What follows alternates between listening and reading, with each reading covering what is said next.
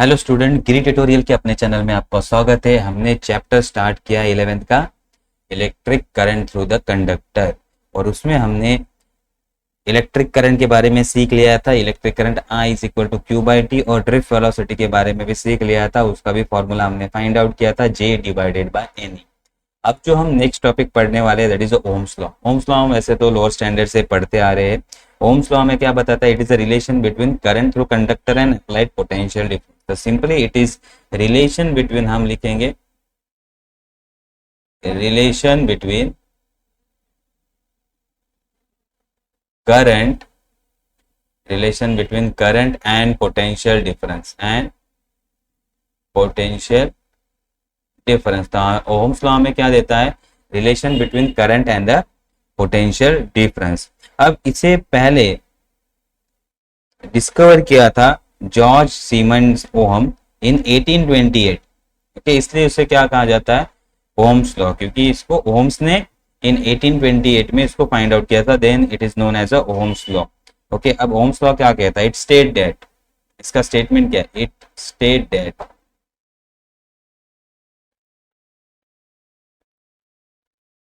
इसका statement the current I through conductor, the current I through conductor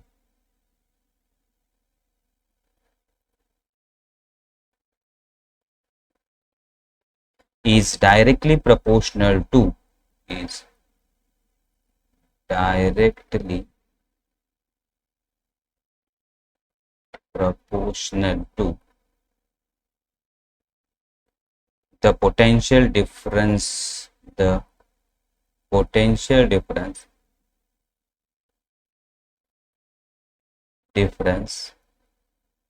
V applied across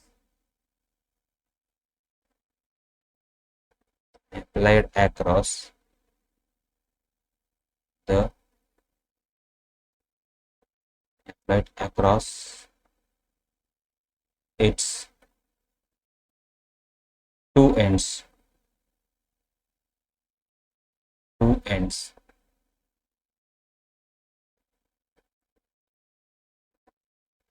when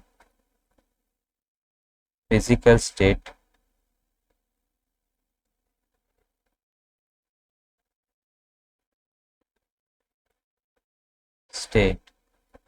of conductor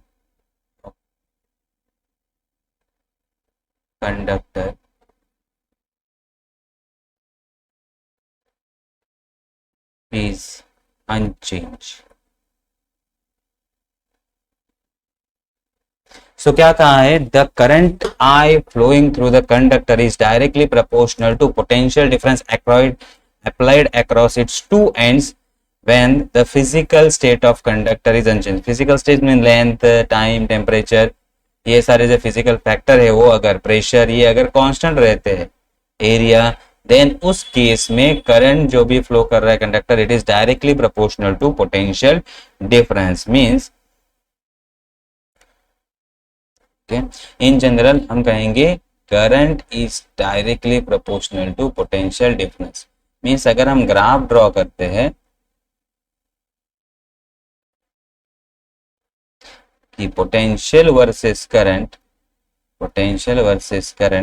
तो actually वो कैसे आना चाहिए? इस तरह से स्ट्रेट लाइन आना चाहिए, इस तरह से स्ट्रेट लाइन वो आना चाहिए। लेकिन एक्चुअल में ये स्ट्रेट लाइन नहीं आता,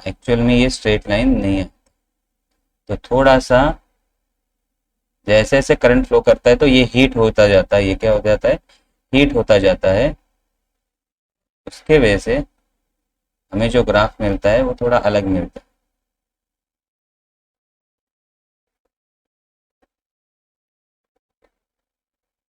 ये इस तरह से जाए तो एक्चुअली ये है आइडियल ओम्स लॉ, ठीक है, और ये गुड कंडक्टर,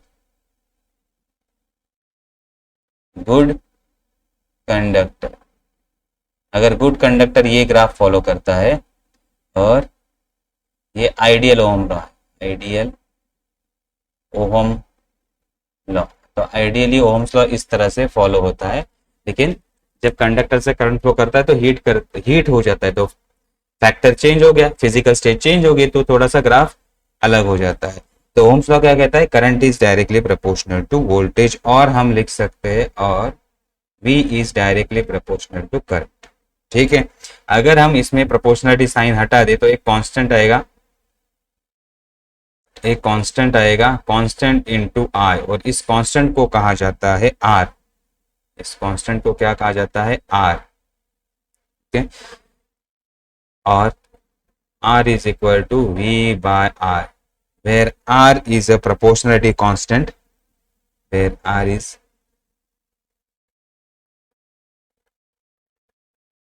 proportionality constant, और इसी को कहते हैं, इसी को हम क्या कहते हैं, रेजिस्टेंस। इसी को कहते हैं हम resistance.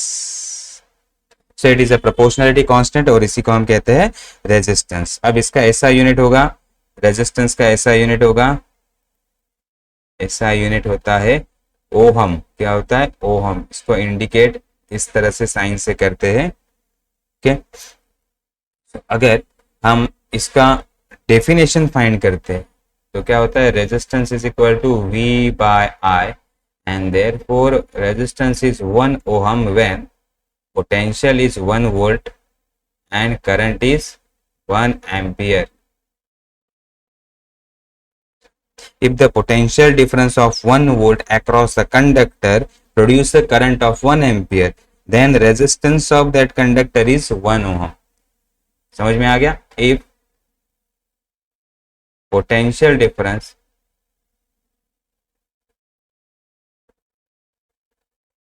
of 1 volt across a conductor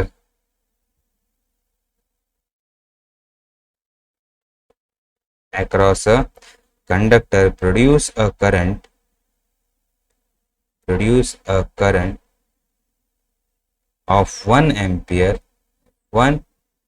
ampere through it,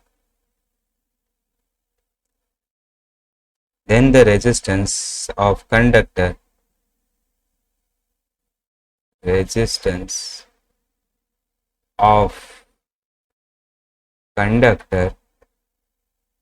is 1 ohm. अगर 1 वोल्ट पोटेंशियल डिफरेंस देने से, इतना 1 वोल्ट इतना पोटेंशियल डिफरेंस देने से 1 एम्पियर करंट कंडक्टर से पास करता है, तो इस कंडक्टर का रेजिस्टेंस कितना होता है, 1 ओहम। इस कंडक्टर का रेजिस्टेंस कितना होता है, 1 ओहम। ठीक है, तो ये समझ में आ गया रेजिस्टेंस। अगर हम रेजिस्टेंस का रेसिप्रोकल लेते हैं, that is known as a conductance. Okay, reciprocal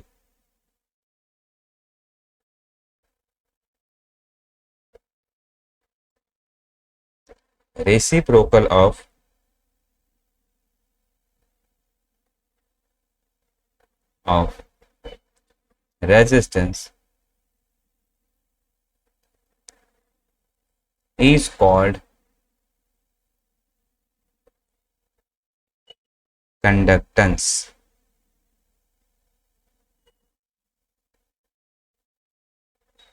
so conductance C से इंडिकेट किया 1/R। ओके, इसका यूनिट होता है ऐसा यूनिट, सीमेंस। क्या होता है, सीमेंस। और इसी को कहा जाता है ओहम इनवर्स, ओहम इनवर्स और मोह। ओके, ओहम इनवर्स इसी को कहा जाता है। अब समझ में आ गया ओहम्स लॉ। अब ये ओहम्स लॉ आया कहां से, इसका ओरिजिन कहां से हुआ, फिजिकल ओरिजिन कहां से हुआ। तो हमने ड्रिफ्ट वाली वेलोसिटी का कंसेप्ट सीखा था, तो उस ड्रिफ्ट वेलोसिटी से पहले उसका स्टडी किया गया, एंड देन वहां से फाइंड हुआ कि ओहम्स लॉ होता है। तो हम फिजिकल ओरिजिन पे ध्यान देते हैं, physical origin of Ohm's law, of Ohm's law. तो ओम्स लॉ आया कहाँ से, इस पे हम ध्यान देते हैं कि देखो अब हमने क्या स्टडी किया, हमने कहा कि अगर कंडक्टर हम लेते हैं तो कंडक्टर में फ्री इलेक्ट्रॉन होते, किसी भी कंडक्टर में क्या होते हैं, फ्री इलेक्ट्रॉन होते हैं, और वो रैंडम मोशन में रहते हैं। वो क्या रहते हैं, रैंडम मोशन में रहते हैं। देयरफॉर उसमें कोई भी इलेक्ट्रॉन या कोई भी नेट फ्लो नहीं होता, नेट फ्लो ऑफ इलेक्ट्रॉन नहीं होता, एक डायरेक्शन में इलेक्ट्रॉन फ्लो नहीं करते, तो कंडक्टर में करंट जीरो होता है। उस केस में कंडक्टर में करंट जीरो होता है, क्योंकि रैंडम मोशन, हर एक डायरेक्शन में इलेक्ट्रॉन मोशन कर रहा है, तो total motion is equal to net motion is equal to zero. Therefore net motion या इलेक्ट्रॉन एक डायरेक्शन में मोशन नहीं कर रहा है। जैसे हम इलेक्ट्रिक फील्ड को अप्लाई करते हैं एक डायरेक्शन, इलेक्ट्रिक फील्ड को अप्लाई करते हैं पॉजिटिव नेगेटिव, तो इलेक्ट्रॉन इलेक्ट्रिक फील्ड के अपोजिट डायरेक्शन में फ्लो करना स्टार्ट करते हैं। इलेक्ट्रॉन इलेक्ट्रिक फील्ड के मींस पॉजिटिव डायरेक्शन में पॉजिटिव की तरफ अट्रैक्ट होते हैं, तो पॉजिटिव की तरफ ये मूव करना स्टार्ट होते हैं। जब ये मूव करना स्टार्ट होते हैं तो इसके ऊपर फोर्स अप्लाई होता है because of electric field, because of electric field. तो हम मानते हैं if m mass of electron,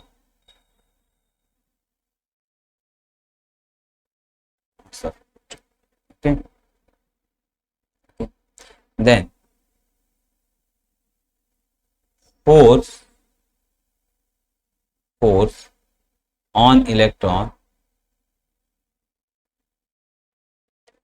due to electric field E।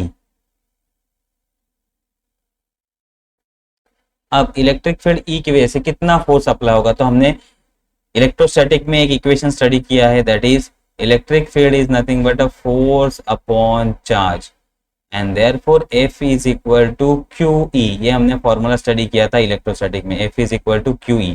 तो यही फॉर्मूला अब हम यहाँ अप्लाई करने वाले हैं। तो अब फोर्स इज इक्वल टू क्या होगा, अब चार्ज कौन सा है हमारा, इलेक्ट्रॉन, तो therefore F is equal to Q की जगह क्या आएगा, electron into E, electron into E. ये आ गया हमारा force, electron into E, F is equal, but हमें पता है F is equal to M A भी होता है, F is equal to M A होता है, दोनों को कंपेयर करो, therefore M A is equal to E E, and therefore acceleration A is equal to E into E divided by M. ये आ गया एक्सेलरेशन का वैल्यू, ये क्या आ गया, एक्सेलरेशन का वैल्यू। तो इस एक्सेलरेशन थ्रू इलेक्ट्रॉन ट्रेवल कर रहे होते और ये कोलाइड होते हैं। वो क्या होता है, कोलाइड होते हैं। किससे कोलाइड होते हैं, एटम से कोलाइड होते हैं।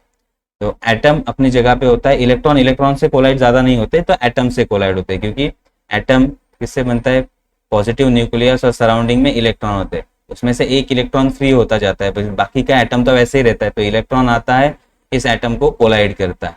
लेकिन इस कोलाइड में इनिशियल वेलोसिटी और फाइनल वेलोसिटी का कुछ लेना देना नहीं है, मींस पहले वेलोसिटी इतनी हो गई बाद में इतनी चेंज हो गई, ऐसा कुछ हमें लेना देना नहीं है, क्योंकि इलेक्ट्रिक की फील्ड की वजह से वो ड्रिफ्ट होते ही रहेंगे। वो क्या होते रहेंगे, ड्रिफ्ट होते रहेंगे। तो अपोजिट टू इलेक्ट्रिक फील्ड ये ड्रिफ्ट होते रहेंगे, तो उनके पास ड्रिफ्ट वेलोसिटी रहेंगे, तो ये कोलाइड हो जाएंगे, फिर भी उनके पास कौन सी वेलोसिटी है, ड्रिफ्ट वेलोसिटी है in the opposite direction of electric field. तो अब सपोज इलेक्ट्रॉन बहुत बार कोलाइड कर रहा है, इलेक्ट्रॉन क्या कर रहा है, कोलाइड कर रहा है, तो हर एक कोलाइड का टाइम है T1 T2, और हमने एवरेज निकाल लिया सारे टाइम का एवरेज, तो उसे हम कहेंगे tau. Tau is the average time between to collision, दो कोलिजन में एवरेज टाइम कितना होता है, टाउ। कोलाइजन मींस यहाँ से वो कोलाइड हुआ और यहाँ से दूसरे कोलिजन तक जाने के लिए उसको एवरेज टाइम कितना लगता है, टाउ, और वो कितने वेलोसिटी से ट्रैवल करता है, वीडी, ड्रिफ्ट वेलोसिटी से वो ट्रैवल करता है। ठीक है, तो अब ये कंसेप्ट हम ड्रिफ्ट वेलोसिटी वाला लिख लेते हैं कि ड्रिफ्ट वेलोसिटी क्या कहा हमने, नाउ इलेक्ट्रॉन, अब कोलिजन का लेना नहीं है इसलिए मैं डायरेक्ट लिखता हूं electron travelling with velocity VD, VD इतने वेलोसिटी से वो ट्रैवल कर रहे हैं, और ये क्या होंगे, कोलाइड होंगे, ये क्या होंगे, कोलाइड होंगे, and tau is time between two successive collision, therefore acceleration is equal to, acceleration क्या होता है? Acceleration is equal to velocity into time, and therefore velocity is equal to acceleration into time, acceleration into time. ये समझ में आ गया velocity. But हमें पता है vd is equal to a into tau. Okay, अब एक्सेलरेशन का वैल्यू तो हमने फाइंड आउट किया। एक्सेलरेशन का वैल्यू क्या फाइंड किया? देखो पीछे, acceleration is equal to E divided by m, तो वो वैल्यू हम पुट कर देते हैं। Acceleration is equal to E divided by m, और उसके साथ ये आ गया टाउ। अब vd का अलग भी फॉर्मूला है, but vd is equal to, now using vd is equal to j by ne, ये भी हमारा फॉर्मूला है, दोनों को हम कंपेयर करेंगे। Therefore j by ne is equal to e tau by m। अगर हम इसको सॉल्व करते हैं, तो अब हमें इक्वेशन क्या मिलेगा? देखो, ये n यहाँ चला जाएगा, e स्क्वायर हो जाएगा, और बाकी टर्म सब यहाँ आ जाएंगे। तो हमारा इक्वेशन हो जाएगा उस केस में, देखो हम इसको रिप्लेस करते हैं, e is equal to m e square and tau into g। अब देखो ये क्या टर्म है? E is a electrical field, and J is a current density. Means electric field का फ्लो करता है जब पॉजिटिव और नेगेटिव चार्ज एक तरफ होते हैं, तब इलेक्ट्रिक फील्ड। तो अगर पोटेंशियल डिफरेंस इंडिकेट करता है इलेक्ट्रिक फील्ड से एंड करंट इंडिकेट करता है J से, तो पोटेंशियल डिफरेंस और करंट रिलेशन में है, यहाँ हमें पता चल रहा है। ठीक है, अगर हम इसका और एक वैल्यू पुट करते हैं, if electric field is equal to, और electric field is equal to rho into J, so where rho is a resistivity, where rho क्या है? where rho is resistivity, therefore rho into J is equal to m e square and tau J, तो J cut हो जाएगा, and rho is equal to m e square and tau. तो ये जो value है ये रेजिस्टिविटी का, ये किसका वैल्यू है? रेजिस्टिविटी का वैल्यू है। तो ये जो टर्म है वो रेजिस्टिविटी का काम करता है, लाइक रेजिस्टेंस। और ई हमारा पोटेंशियल डिफरेंस जैसे काम करता है, क्योंकि इलेक्ट्रिक फील्ड कहाँ से कहाँ अप्लाई होता है? पॉजिटिव से निगेटिव। तो पोटेंशियल डिफरेंस जैसा ही ये पॉजिटिव निगेटिव के बीच में क्या होता है? Potential difference. और जे इज ए करंट डेंसिटी, कितना करंट? तो करंट, तो यहां से एक्चुअली हमें पता चला कि ओम्स लॉ, अगर करंट और पोटेंशियल एक दूसरे से रिलेशन में होते हैं, तो ये हो गया हमारा इलेक्ट्रिक फील्ड और करंट डेंसिटी के बीच में रिलेशन। ठीक है, नेक्स्ट टॉपिक पे हम आते हैं अब, लिमिटेशन ऑफ ओम्स लॉ। अब ये ओम्स लॉ कहाँ वर्क नहीं करेगा? ये कहाँ limitation of Ohm's law. Okay, so Ohm's law, जिस मटेरियल ओहम्स लॉ को ओबे करता है, या जो डिवाइस ओहम्स लॉ को ओबे करता है, दैट इज, अगर डिवाइस से को पोटेंशियल डिफरेंस दे और और उसमें से करंट फ्लो करने जाए, और उसका ग्राफ अगर स्ट्रेट लाइन आता है, देन उस मटेरियल को या उस डिवाइस को कहा जाता है ओहमिक डिवाइस। जो डिवाइस और मटेरियल ओहम्स लॉ को फॉलो करता है, मटेरियल और डिवाइस ओबे ओहम्स लॉ, उसे हम क्या कहते हैं? ओहमिक डिवाइस और ओहमिक मटेरियल, या कहते हैं उसे ओहमिक मटेरियल। मींस अगर उस डिवाइस से करंट और पोटेंशियल और करंट फ्लो कर रहा है, तो ये ओहम्स लॉ के ग्राफ को फॉलो करता है, तो इस मटेरियल को हम क्या कहते हैं? ओहमिक डिवाइस कहते हैं। तो resistance of this device is resistance of this device is constant, इस डिवाइस का रेजिस्टेंस क्या होता है, कांस्टेंट होता है, क्योंकि ओम्स लॉ में रेजिस्टेंस क्या रहता है, कांस्टेंट रहता है। ठीक है, ये समझ में आ गया। अब जिनका ग्राफ स्ट्रेट लाइन नहीं है, जिनका ग्राफ स्ट्रेट लाइन नहीं है, लाइक इस तरह से ग्राफ है कोई, या किसी का ग्राफ इस तरह से है, ऐसे अलग अलग ग्राफ है, पोटेंशियल वर्सेस करंट। ओके, जिनका ग्राफ स्ट्रेट लाइन नहीं है, मीन्स तो ये ओम्स लॉ को फॉलो नहीं करते, ये ओम्स लॉ को फॉलो नहीं करते, तो ऐसे मटेरियल या ऐसे डिवाइस का जो ग्राफ होता है वो स्ट्रेट लाइन नहीं होता, इसलिए या ये ओम्स लॉ को ओबे नहीं करते, इसलिए इसे कहा जाता है नॉन ओहमिक मटेरियल। इसे क्या कहा जाता है, non ohmic material. So material और device which does not obey Ohm's law, उसे क्या कहा जाता है, नॉन ओहमिक डिवाइस। क्या कहा जाता है, नॉन ओहमिक डिवाइस, जो ओम्स लॉ को फॉलो नहीं करते, ओम्स लॉ को फॉलो नहीं करते, मीन्स उसका ग्राफ स्ट्रेट लाइन नहीं आएगा, इनका रेजिस्टेंस कांस्टेंट नहीं होगा, इसका रेजिस्टेंस हर एक पॉइंट पे अलग अलग होगा, हर एक पॉइंट पे अलग अलग होगा। तो रेजिस्टेंस फाइंड आउट करने के लिए हमें फॉर्मूला क्या अप्लाई करना होगा, limit delta I tends to 0 delta V by delta R, that is dv by D. तो ये रेजिस्टेंस हर एक पॉइंट पे चेंज होगा, हर एक पॉइंट पे क्या होगा, चेंज होगा, तो इसका वैल्यू एक सर्टेन लिमिट के बीच में लाई करेगा। ठीक है, इसका वैल्यू सर्टेन लिमिट के बीच में लाई करेगा। ठीक है, सो रेजिस्टेंस क्या होगा, इंस्टेंटेनियस हर एक के लिए। तो ओम्स लॉ, ओहमिक और नॉन ओहमिक मटेरियल समझ में आ गए। अब ओहमिक और नॉन ओहमिक मटेरियल, जो ओम्स लॉ को फॉलो करते हैं वो ओहमिक मटेरियल, जो ओम्स लॉ को फॉलो नहीं करते उसे कहा जाता है नॉन ओहमिक रेजिस्टेंस। इसका रेजिस्टेंस कांस्टेंट होता है और नॉन ओहमिक मटेरियल का रेजिस्टेंस कांस्टेंट नहीं होता है। इसका graph straight line, ohmic material का ग्राफ स्ट्रेट लाइन होता है, incline to one axis, and इसका ग्राफ स्ट्रेट लाइन नहीं, रैंडम होता है। और एग्जांपल अगर देखने जाए तो copper like material, example copper, aluminium, metals Ohm's law को फॉलो करते हैं, whereas electrolyte, vacuum tube, junction diode, thermistor, okay, ये सारे जो मटेरियल है, सेमीकंडक्टर डिवाइस है, वो नॉन ओहमिक होते हैं। कौन से, electrolyte, liquid electrolyte, vacuum tube, junction diode, thermistor, ये जो सेमीकंडक्टर डिवाइस होते हैं वो सारे क्या होते हैं, वो सारे नॉन ओहमिक होते हैं। तो ये समझ में आ गया।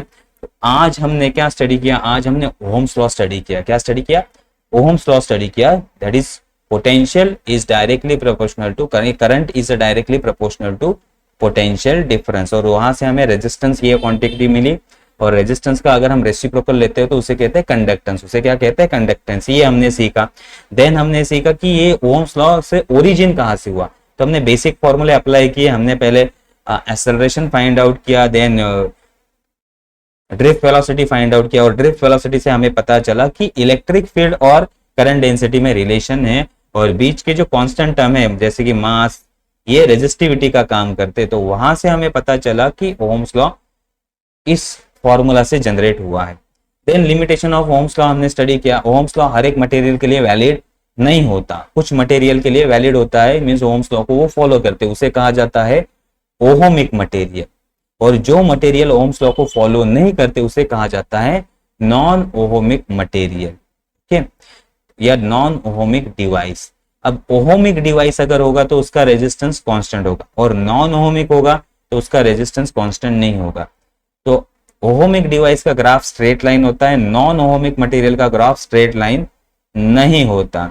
एग्जाम्पल अगर ओहमिक मटेरियल के देंगे तो all metals are ohmic material, और electrolyte, vacuum tube, junction diode, ये क्या है, ये सारे नॉन ओहमिक मटेरियल, या थर्मिस्टर, ये सारे नॉन ओहमिक मटेरियल है। तो ओम्स लॉ समझ में आ गया।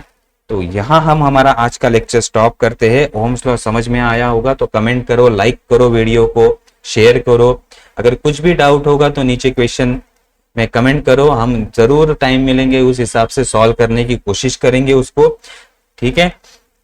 अब हम नेक्स्ट लेक्चर में इलेक्ट्रिक एनर्जी और पावर के बारे में जानने वाले हैं, देन रेजिस्टर के बारे में और जानेंगे नेक्स्ट लेक्चर में। तब तक आप चैनल को लाइक करते रहिए, सब्सक्राइब करें, आपको फ्रेंड्स को भी वीडियो शेयर करें, थैंक यू। यहाँ पे हम हमारा लेक्चर स्टॉप करते हैं।